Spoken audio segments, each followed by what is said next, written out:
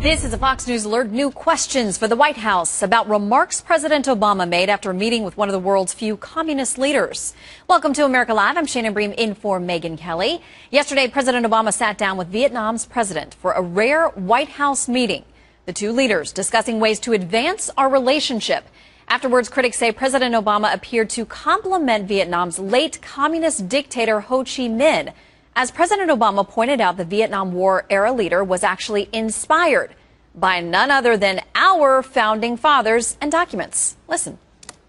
President Sang shared with me a copy of a letter sent by Ho Chi Minh to Harry Truman. And we discussed the fact that Ho Chi Minh was actually inspired by the U.S. Declaration of Independence and Constitution and the words of Thomas Jefferson. Ho Chi Minh talks about his interest in cooperation with the United States, and President Sang indicated that even if it's 67 years later, it's good that we're still making progress.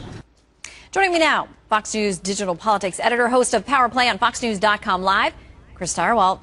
Chris, I'm guessing those remarks are not going to go over well with a whole lot of folks.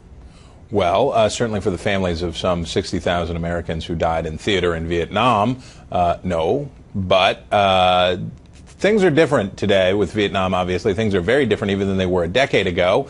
And though they have a McDonald's and they make a lot of sneakers, they are still, as you pointed out, one of very few communist nations. And they do still revere Uncle Ho, as they call him. He has a, just like Lenin did, a glassed-in mausoleum in the city that bears his name.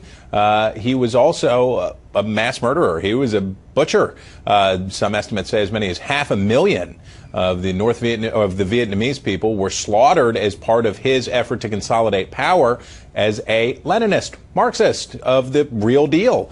And when he was writing that letter to President Truman, he also happened to be hanging out with Joseph Stalin and getting the Red Army to train his army so that they could do things like put peasants into re-education camps who complained about the taxes and kill those who protested or caused an uprising. That doesn't exactly sound like Thomas Jefferson's jam right there.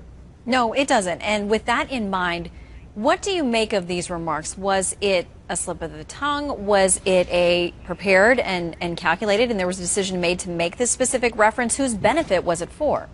Well, it seems to be one of two things.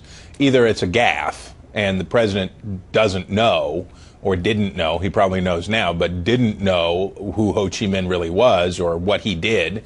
He may not have studied that or been much aware of it. I have no idea. The other possibility is that he was being morally flexible and facile to make his guest feel at home, to say something nice, and that he got carried away in saying that in any way this guy who was really this butcher and his regime that followed after him, he died in '69, the regime that followed after him, cruel and brutal reprisals against the Vietnamese who had helped us. So he may have gotten carried away. He's been out on the trail, campaign trail, for the past couple of days. He may have gotten carried away rhetorically in trying to make his guest feel at home. All right, we have some reaction from Pete Hegseth. Our viewers may be familiar with him, Chief Executive Officer of Concerned Veterans for America. He says, ask any Vietnam veteran whether in Ho Chi Minh they were fighting a brutal tyrant or the intellectual descendant of Thomas Jefferson. The answer will be nearly universal. While the war was difficult, the question of whether Ho Chi Minh was merely a misunderstood Democrat was never in doubt. He was a communist dictator obsessed with consolidating power. The president's statement is naive, counterfactual, and just plain pandering. Well, let's remember, we're getting ready to celebrate the 60th anniversary of the other major U.S. conflict of the Cold War in Korea.